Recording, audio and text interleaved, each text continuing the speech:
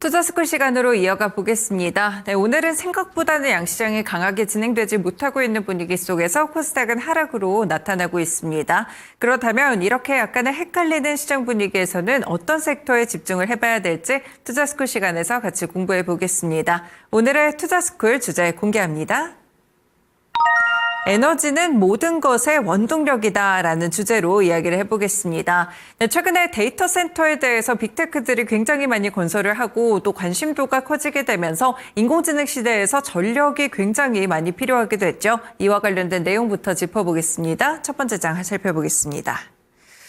네, 지금 미국의 전력 수요가 매년 3에서 4%대 꾸준하게 성장을 하고 있는 분위기였습니다. 이 빅테크들의 전력 사용량까지 급등하게 되면서 2022년을 기점으로 해서 전력에 대한 수요는 더욱더 커지고 있다는 점 체크를 해볼 수가 있을 것 같은데요. 이에 힘입어서 미국의 에너지부에서는 2028년까지 데이터 센터가 미국 전체의 전력 생산량의 12% 정도 소비가 될 것으로 예상하고 있습니다. AI 데이터 센터라든지 전력망의 가용성, 신뢰성, 효율성까지 이를 개선하기 위해서 굉장히 다양한 전력원들이 도입되고 있는데요. 대표적으로 잘 알고 계시는 원전이라든지 태양광, 신재생 에너지를 포함해서 여러 가지 가스 발전까지 전력원들이 이야기가 나오고 있습니다. 지금 차트상으로 보시더라도 인공지능에 대한 수요가 커지면 커질수록 전력에 대한 수요도 커지고 있고요. 특히 주요 빅테크 기업들의 전력 사용량 추이가 지금 2022년 이후 굉장히 급격하게 도약을 하고 있습니다. 2번 정도 도약을 했다라고 볼 수가 있겠는데 2022년 그리고 2025년 정도에 한 번씩 급등을 하게 되면서 이렇게 전력에 대한 사용량 추이는 점차 늘어나는 그런 분위기입니다. 네, 다음 장 보겠습니다. 실제로 이렇게 늘어나고 있는 전력 사용량을 감당하기 위해서 많은 빅테크 기업들이 직접적으로 전력을 구매한다든지 아니면 전력 기업들과 함께 MOU를 체결하는 등 여러 가지 행보들을 기록하고 있는데요. 실제로 마이크로소프트는 미국의 펜실베니아 스리마일 섬이라는 곳이 있습니다. 여기에 원전 1호기를 살리는 초대형 계약을 체결했습니다. 구체적으로는 컨스텔레이션 에너지와 835메가와트 규모의 전력을 장기 구매하기로 했다는 점 특징이고요. 두 번째로 구글입니다. 모회사인 알파벳이 클린 에너지 개발사 인터섹트 파워를 47억 5천만 달러에 얼마 전에 인수하기도 했었죠. 여기에 추가적으로 넥스테라 에너지와 기가와트급의 데이터 센터 캠퍼스 인프라를 공동 개발하고 있다는 점도 들려왔습니다. 네, 메타도 원전 업체들과 총 6기가와트 규모의 계약을 체결했는데요. 전력 생산 기업의 비스트라와 20년간의 장기 전력 구매 계약을 체결했다는 점이 특징이었습니다. 네, 오픈AI는 태양광이나 배터리 개발사에 5억 달러씩 투자를 하면서 총 10억 달러 투자하면서 재생에너지의 축을 강화하고 있습니다. 네, 이렇게 전력이 굉장히 많이 필요하다 보니까 빅테크 업체들 역시나 굉장히 열심히 전력에 대한 에너지원에 대한 고민을 하고 있고요. 아무래도 단기적인 투자에 그칠 수가 없는 부분들이 데이터 센터를 건설하고 지금 인공지능 시대에서 선두권을 잡기 위해서는 꾸준한 투자가 들어가야 되기 때문에 에너지원을 장기적으로 확보하는 데 주력하고 있다라고 볼 수 있겠습니다. 네, 다음 장 보시면요. 사실 신재생 에너지든 어떤 에너지든 여러 가지 에너지를 좀 생산을 해놨다가 장기적으로 쓰기 위해서는 에너지를 저장할 필요성이 대두되고 있습니다. 이 때문에 에너지 저장 장치에 대한 중요성이 커지고 지난해 연간 ESS 신규 설치량을 보시면 314기가와트시로 전년 대비 49%나 증가했습니다. 이 전력망 시장 내에서는 독립형 BESS의 설치량이 상당히 크게 늘어났는데 중국의 대규모 프로젝트에 기인했기 때문입니다. 여기에 추가적으로 풍력이라든지 태양광, 하이브리드까지 연계한 ESS 합산의 설치량이 연간 비슷한 설치량을 기록하고 있는데요. 이렇게 ESS 내에서도 그리드 쪽으로 상당히 설치량이 늘어나고 있다는 점 특징으로 살펴볼 수 있겠습니다. 네, 이렇게 전반적으로 ESS 시장이 좀 확대되는 분위기 속에서 국내 2차 전지 업계들도 ESS 쪽으로 좀 돌파구를 찾고 있는 모습이 최근에 나타나기도 하죠. LG에너지솔루션도 얼마 전에 스텔란티스와 합작법인 공장을 단독으로 인수하기도 했습니다. 생산 거점을 확보하기 위해서인데 결국에는 ESS와 관련돼서 좀 라인을 교체한다든지 라인을 바꾼다든지 이런 식으로 ESS와 관련된 사업을 진행하려는 모습들이 펼쳐지고 있습니다. 네, 이렇게 에너지에서 출발해서 전력이 상당히 많이 필요한 시대입니다. 그렇다면 이 에너지원을 어떻게 조달할지 또 어떻게 관리할지에 대한 이런 부분이 투자에도 중요할 것 같은데요. 오늘도 레슨 함께 들어보도록 하겠습니다. IS의 김태성 본부장 모셨습니다. 어서 오세요, 본부장님. 네, 안녕하세요. 네, 전반적으로 봤을 때 에너지와 관련된 이야기 주신다고 하셨는데 1교시 투자 포인트 잡아주세요. AI 성장이 불러온 또 다른 시대 이렇게 좀 준비를 해왔습니다. 네, 그중에 하나가 에너지에 대한 폭발적인 수요가 늘어나고 있고 이 전력망, 전력원에 대한 그런 부분들이 아닐까 싶은데요. 1교시 투자 포인트 설명해 주세요. 일단 굉장히 지금 데이터 센터에 대한 규모가 늘어나고 있죠. 그런데 실제로 여러분들이 아셔야 될 건 뭐냐면 데이터 센터가 아직 지어진 것도 아니다라는 겁니다. 이제 막 지으려고 땅을 파고 있는 상황인 게 더 많고요. 앞으로 지어지려고 하는 숫자들은 그 앞단의 어떤 수요보다 수배 이상 크다라는 겁니다. 그러니까 에너지가 지금 데이터 센터가 짓기도 전에 이렇게 많이 필요한데 막상 다 지어지고 나서 그리고 그 데이터 센터가 돌아가게 된다고 하면 데이터 센터는 아마 전기 먹는 하마라는 이야기들이 계속 저는 쏟아져 나올 것 같다는 생각을 합니다. 그렇게 되었을 땐 지속적인 어떤 데이터를 혹은 이제 센터를 돌리려고 하는 에너지원은 필수적으로 필요하다. 이렇게 좀 보시면 될 것 같고요. 가장 중요한 건 이거죠. 전력망이 이제 부족으로 가리지 않는 에너지원이 없을 정도로 굉장히 많은 빅테크 기업들이 에너지를 확보하는 데 진심이다라는 겁니다. 불과 작년 그리고 재작년만 하더라도 빅테크 기업들이 가장 많이 돈을 쓴 건 뭐냐면 R&D 연구 비용이었어요. 하지만 이제 지난해 3분기부터 뚜렷하게 달라졌죠. 마이크로소프트가 SMR 쪽에 혹은 에너지원을 확보하는 데 직접적으로 어떤 수주를 발주를 내고 난 이후부터 굉장히 많은 기업들 엔비디아도 마찬가지고 메타도 마찬가지고 그리고 우리가 알고 있는 마이크로소프트뿐만 아니라 애플도 그렇고요. 이러한 기업들이 전기 확보하는 데 굉장히 진심이다라는 것들이 지금 나오고 있어서 이걸 확장을 해보면 그들만 그러는가? 아닙니다. 우리나라도 반도체 혹은 하드웨어 혹은 제조업 기반의 기업들이 굉장히 많죠. 대표적으로 삼성전자도 그리고 SK하이닉스도 현대차도 그 많은 로봇과 그 많은 칩을 만들기 위해서는 단연 전력이 필요하다라는 겁니다. 특히 우리나라 기준으로 보면 반도체 공장들이 어디 많이 몰려있죠? 경기도권에 굉장히 많이 몰려 있잖아요. 보통 에너지원이 어디 쪽에서 생산이 됩니까? 남쪽 끝 혹은 동쪽 끝에서 생산을 하죠. 그러니 생산하는 곳과 에너지가 많이 쓰이는 곳에 물리적인 거리 차이가 있습니다. 이건 우리나라뿐만 아니라 미국도 그렇고요. 유럽도 그렇습니다. 그러다 보니 전력 인프라 혹은 전력 관련주들은 계속 성장할 수밖에 없다라고 좀 보시면 될 것 같고요.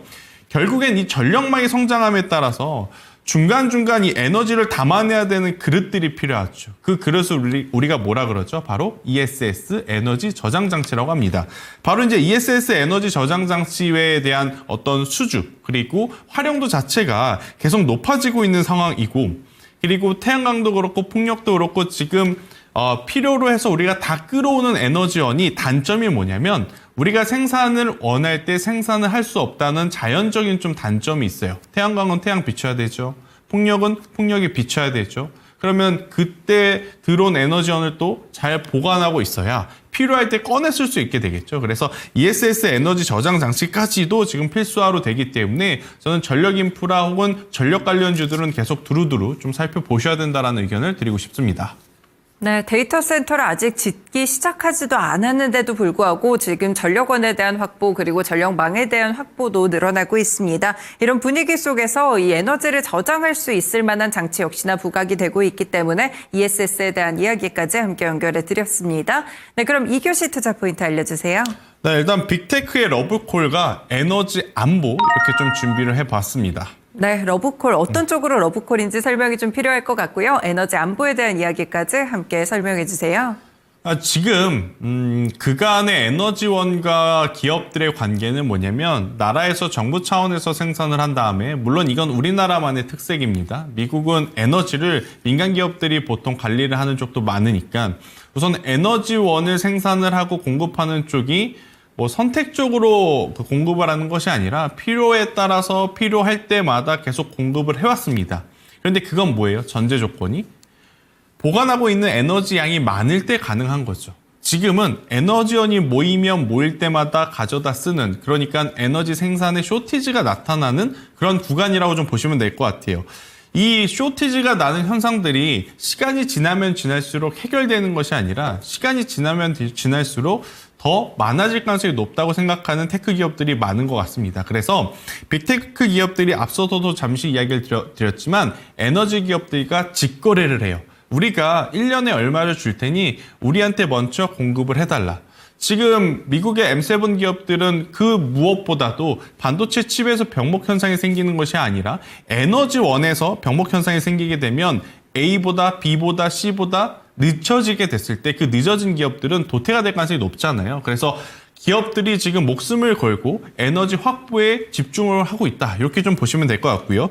두 번째로는 지정학적 리스크의 사실 신재생 에너지는 변동성이 적습니다. 우리가 그동안에 중동에서 전쟁 터졌을 때 아니면 전 세계적으로 전쟁이라고 하는 키워드가 시장에 출현이 됐을 때 가장 민감하게 반응했던 에너지원은 뭐였죠? 두 가지가 있었죠. WTI 유가와 천연가스.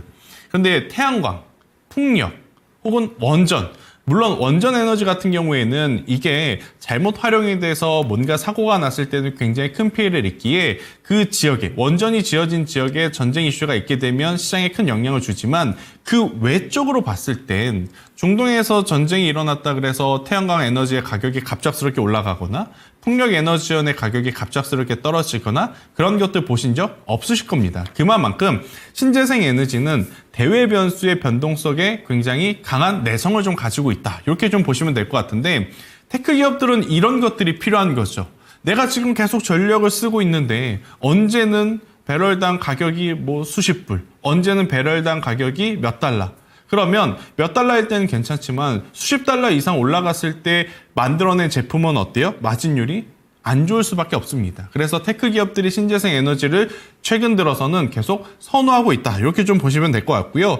그리드 대전환이라고 제가 이제 세 번째로 좀 준비를 해왔는데 이게 뭐냐면 최적화로 가고 있다는 겁니다. 그러니까 100%의 에너지원을 생산을 했었을 때 하나의 제품을 만들 때 만약 10이 필요하다면 그전에는 20, 30을 넣어서 10의 제품을 만들었다고 해요. 근데 최근에는 효율성 그리고 최적화를 통해서 10의 에너지가 필요한 기업은 10에서 11 혹은 12 정도만 줘도 10의 제품을 만들어낼 수 있다고 합니다. 지금 그러한 공정들에 대한 과정이 정말 스펙들이 어마어마하게 좋아졌기 때문에 저는 테크 기업들 같은 경우에는 지금은 그 어느 때보다도 누가 더 에너지를 확실하게 가지고 있느냐 또 이 가지고 있는 에너지를 누가 더 효율적으로 최적화시켜서 잘 관리할 수 있느냐 이게 이제 중요한 AI 시대의 또 다른 시장이라는 의견을 오늘 한번 드려보도록 하겠습니다.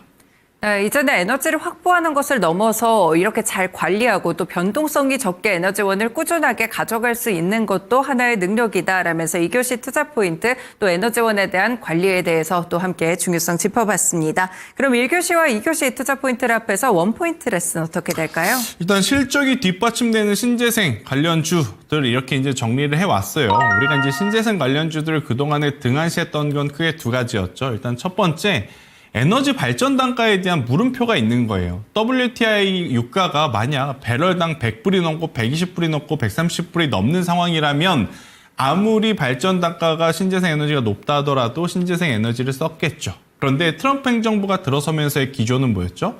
저유가 시대를 지향한다라는 거. 그러다 보니까 대외 변수가 생겨도 굉장히 스팟으로만 움직이고 보통 배럴당 상단 64불에서 하단 55불 사이의 박스권 안에 갇혀 있는 상황이지 않습니까? 아니 누가 봐도 지금 유가가 싼데 우리가 다른 에너지원을 들여서 지금 데이터 센터를 돌려야 돼 혹은 건설을 해야 돼 이런 이야기들이 좀 많았어요. 하지만 지금 신재생 에너지에 대한 발전 단가도 굉장히 획기적으로 최적화되어 있는 상황 속에 실제 테크 기업들이 신재생 에너지와 함께 협업을 통해서 해당 기업들의 실적이 좋아지고 있다는 건 반드시 중요한 포인트가 될 수 있다. 이렇게 설명 한번 드려보도록 하겠습니다. 네, 신재생 에너지 종목들을 다시 봐야 할 때가 오는 것 같습니다. 이제는 에너지 관리 측면에서 좀 재평가를 받을 수 있는 쪽이 아닐까 싶은데요. 그렇다면 오늘의 레슨 들어봤으니까요. 종목으로 연결해 드리겠습니다. 전교석차 시간에서 확인해 보겠습니다. 4등과 5등 종목 보여주세요. 네, 먼저 전력망 쪽으로 이야기가 나옵니다. HD 현대일렉트릭 그리고 대한전선 요즘 뭐 다시 한번 좀 달리는 그런 모습이 실적 발표 이후에도 좋은 모습인데요. 이 두 종목은 어떻게 봐야 될까요? 일단 대한전선과 HD 현대일렉트릭이 4등, 5등 있다. 그러면 1등은 도대체 무엇인가 많이들 기대하실 수는 있을 것 같은데 일단 4등, 5등 이거는 기업의 좋고 나쁘고의 순위라기보단 저는 실제 제가 설명을 했을 때 여러분들이 좀 부담 가지 않고 사실 수 있는 에너지원에 따라서 좀 나눴다고 보시면 될 것 같아요. HD현대 일렉트릭 대한전선 좋은 거 다 알고 있습니다. 하지만 조정 없이 올라왔고 최근에 또 실적도 굉장히 좋은 성과를 보였기 때문에 참 고점을 향해 가는 종목 따라가시는 투자자분들에게는 괜찮지만 그렇지 못한 투자자분들에게는 가격 저항이 좀 있을 수밖에 없는 구간이거든요. 그래서 이제 순위가 좀 낮은 것뿐이지 전선 쪽에서의 대장은 대한전선, 전력기기 쪽에서의 대장은 HD현대 일렉트릭 두 가지입니다. 첫 번째, 높은 수주 잔고. 두 번째, 원자재 가격이 상승을 했는데 이 원자재 가격 상승을 한 만큼 판가 전가를 할 수 있는 슈퍼 을의 위치. 이것만 봐도 저는 전력기기와 전선에서는 이 두 기업을 꼭 보셔도 괜찮다는 이야기를 드리고 싶습니다. 네, 전력기구와 전선 각각 대장 종목들을 꼽아주셨는데요. 이 기업들의 조건들이 나쁘다는 것이 아니라 전반적으로 좀 많이 올라왔기 때문에 주가의 위치상으로 4등과 5등 종목으로 선정이 됐습니다. 넘어가서 3등 종목 보겠습니다. 보여주세요. SK 이터닉스입니다. 재생에너지 종목들이 본격적으로 등장하는데요. SK 이터닉스의 투자 포인트는요? 일단 3위부터 2위, 1위는요. ESS 에너지가 중점이라고 이해를 하시면 될 것 같습니다. 결국엔 태양광이 되었든 풍력이 되었든 SOFC가 되었든 중간에 에너지원을 모아줘야 되는 그릇, 에너지 저장 장치가 필요한데 SK 이터닉스는 국내 최대 규모의 ESS 에너지 저장 장치 운영을 해봤던 실적이 좀 있습니다. 그러니까 향후에 에너지 저장 장치가 이제 시장에 많이 풀리게 된다면 이걸 누가 더 효과적으로 효율적으로 관리를 할 것이냐. 왜냐, 백이라고 하는 에너지를 생산을 해서 에너지 저장 장치에 넣었다가 나중에 필요할 때 다시 뚜껑을 열었는데 나는 분명히 100을 넣었는데 50만 남아있으면, 60만 남아있으면 나머지 30에서 40은 로스로 기업들에겐 손실이잖아요. 그래서 누가 더 잘 관리하고 있느냐가 굉장히 중요 포인트로서 저는 SK 이터닉스가 이 부분에서는 굉장히 또 좋은 강점을 보일 수 있는 기업이라고 설명을 좀 드리고 싶은 거예요. 물론 에너지원 기준으로 보면 SK 이터닉스에 대한 매력도는 떨어질 수는 있습니다. 하지만 ESS 에너지 저장 장치가 중심이라고 해서 기업들을 살펴본다면 SK 이터닉스의 대규모 운영해본 실적은 무시할 수 없는 부분임은 여러분들도 한번 꼭 체크해 보실 필요는 있을 것 같고요. 최근에 거래량이 굉장히 안 좋았던, 그러니까 거래량이 그렇게 많지 않았던 기업임에도 불구하고 거래량이 좀 늘어나고 있죠. 물론 SK 이터닉스뿐만 아니라 잠시 후에 이야기 드리는 1등과 2등 기업들도 모두 최근 거래량이 늘어나고 있는데 저는 이평선을 돌파할 때 거래량이 붙는 걸 개인적으로 좀 선호를 합니다. 이렇게 되면 이평선들이 하루 이틀 캔들이 크게 무너지지 않는 이상 정배열 구간으로 바뀔 확률이 굉장히 높기 때문에 말이죠. 그래서 SK 이터닉스에 잠시 쉬어가는 구간들이 조금 불편할 수는 있겠지만 저는 충분히 중장기적으로 관심을 두신다면 좋은 결과치를 낼 수 있는 에너지 저장장치 관련주가 아니겠나라는 의견 드리겠습니다. 네, ESS 운영 실적을 보유하고 있는 SK 이터닉스 차트상으로 위치도 좋습니다. 관련 기업으로 함께 짚어드렸습니다. 2등 종목 올라가 보겠습니다. 보여주세요. 네, 최근에 또 많이 크게 움직였던 종목 중 하나죠. 태양광 쪽으로 하나솔루션인데요. 지금 상황에서는 어떻게 봐야 될까요? 이보다 더 좋을 수는 없을 것 같습니다. 그러니까 하나솔루션이 가지고 있는 기업, 안고 있는 기업이 바로 하나큐셀이죠. 이 하나큐셀이 최근에 LG에너지 솔루션과 6기가와트의 태양광 플러스 ESS 에너지 저장 장치 수주를 발표를 합니다. 자, 여기서 이제 6기가와트가 어떤 규모이냐가 중요하겠죠. 일단 첫 번째로 1기가와트가 원전 하나의 분량이라면 6기가와트는 원전 6개에 대한 분량입니다.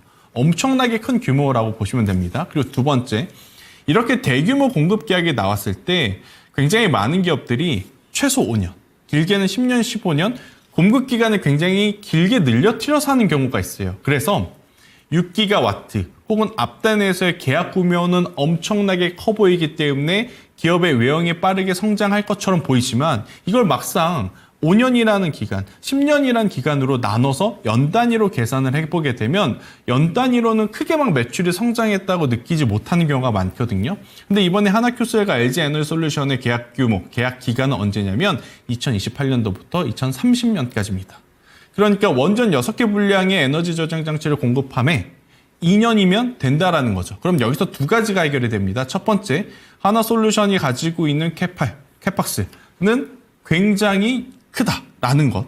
두 번째, 그렇게 되면 미국이 됐든 유럽이 됐든 하나솔루션에 발주를 주었을 때 하나솔루션은 그것을 소화해낼 수 있기 때문에 실적의 성장 속도는 굉장히 빨라질 가능성이 높다. 하나솔루션의 가장 큰 단점이 뭐였냐면 미국 IRA 법안 때문에 미국 내 라인을 깔다 보니까 비용이 그동안에 어마무시하게 많이 들어갔던 게 단점이었어요. 하지만 이렇게 앞단에서 대규모 수주가 들어왔는데 그거 1년, 2년 내에 쳐낼 수 있는 생산 능력을 보유했다? 이걸 보여줬다? 앞으로 영업이익에 대한 성장 속도는 굉장히 높아질 가능성이 높다는 것을 의미하기 때문에 전 하나솔루션도 긍정적으로 볼 필요 있겠다. 이렇게 정리드리겠습니다.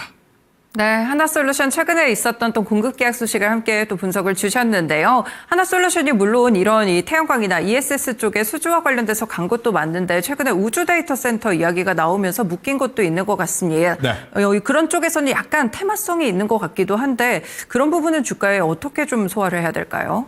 사실 작년에 이런 뉴스가 나왔다면 저도 테마적으로만 보시자라고 했을 것 같아요. 그런데 지금 올해는 스페이스X의 IPO를 앞두고 있습니다. 실제 스페이스X가 엄청나게 돈을 많이 벌었다고 우리가 숫자를 확인을 한 상태고요. 어느샌가 정말 미래에 뜬구름 잡던 이야기가 우리 눈앞에 온 시대가 되었기 때문에 이걸 단순히 테마적으로 봐야 되느냐라는 것에는 저는 반문하고 싶어요. 실제 우주 쪽으로의 산업 환경은 굉장히 빠르게 늘어나고 있다. 지금 당장 하나솔루션 우주에 가서 태양광을 뽑는다? 이게 아닐지라도 실제 산업 현장에서의 지금 태양광 모듈에 대한 공급 속도는 중국을 견제하는 미국의 정책 때문에 우리나라 기업들이 일시적으로 반사 수혜를 받을 수 있는 부분들이 굉장히 많아지고 있다 설명을 드리겠습니다. 네, 알겠습니다. 이렇게 우주와 관련된 모멘텀까지 함께 해석해 드렸습니다. 대망의 1등 종목 넘어가 보겠습니다. 보여주세요. 네, 한중 NCS네요. 1등 종목 한중 NCS. 약간 또 어떤 투자 포인트가 숨어 있을지 궁금한데 알려주세요. 다른 기업들은 사실 ESS를 한다고 하지만 전체 매출 비중의 ESS 매출 비중이 그렇게 크지 않습니다. LG 에너지솔루션도 마찬가지고 삼성 SDI도 마찬가지고요. 적어도 ESS 에너지 저장 장치로 성장을 해야 된다라고 하면 전체 매출의 50% 이상이 ESS에서 나와야 된다고 저는 생각을 해요. 그런데 중소형사에서 50% 이상 ESS 매출 비중이 넘은 쪽은 딱 한 기업, 한중 NCS밖에 안 보이더라고요. 한중 NCS는요, 90%가 에너지 저장 장치 쪽에서 지금 매출이 나오고 있는 기업이라고 보시면 됩니다. 그러니 태양광이 되었든 SOFC가 되었든 풍력이 되었든 원전이 되었든 말이 많겠죠. 그러나 ESS 에너지 저장 장치로 그것들이 들어와야 함은 한중 NCS는 그런 노이즈에 흔들릴 필요 없다는 것을 저는 의미하지 않나라는 생각이 듭니다. 물론 수익성에 대한 부분은 고려해 봐야 되겠죠. 영업이익률적인 부분에 대해서는. 하지만 최근 지수보다는 아니나 그래도 안정적으로 아웃퍼폼하고 있는 주가의 추세를 보고 있노라면 저는 에너지원에 대한 변동성에 조금 지치신 분들은 안정적인 한중 NCS를 보는 것도 나쁘지 않다라는 이야기와 함께 추세가 좀 무너질 수 있는 43,000원이라는 가격대. 사실 이제 43,000원이 박스 하단인데요. 이 가격 이탈을 하게 되면 리스크 관리가 좀 필요하다고 생각이 돼요. 하지만 이탈되지 않고 좀 머물러 준다면 저는 매수를 모아가는 게 더 좋다라고 생각을 합니다. 그래서 추가적으로 상승이 나왔을 때는 목표가는 7만 원 제시드려 보도록 하겠습니다. 네, 대체적으로 이제 기업들이 ESS 사업을 했을 때 좀 초기 단계거나 매출 비중이 작게 신사업 쪽으로 차지하고 있는데 한중 NCS 90% 이상의 매출이 ESS 쪽에서 나오고 있습니다. 목표가는 7만 원, 손절가 43,000원으로 기록해 두시면 되겠습니다. 오늘 말씀 잘 들었습니다. 고맙습니다. 네, 이렇게 오늘의 투자스쿨 시간이었고요. IS의 김태성 본부장과 함께했습니다. 어제장 숙제 정답 함께 체크해 볼까요? 원자재 바닥론에 철강주가 반등했습니다. 철강 업종의 상승 배경은 어떤 것이었을까요? 정답 공개합니다. 네, 글로벌 철강 가격이 안정되고 있다고 합니다. 오늘도 숙제 내드리겠습니다. 오늘 저희 전력 이야기 나눴는데요. 미국 현지 판매 법인을 통해서 7,870억 원의 초고압 변압기를 수주한 기업 어디였을까요? 3사 중에 하나입니다. 1번 효성중공업, 2번 HD현대일렉트릭, 3번은 LS일렉트릭입니다. 내일까지 숙제 꼭 해오시길 바라겠습니다.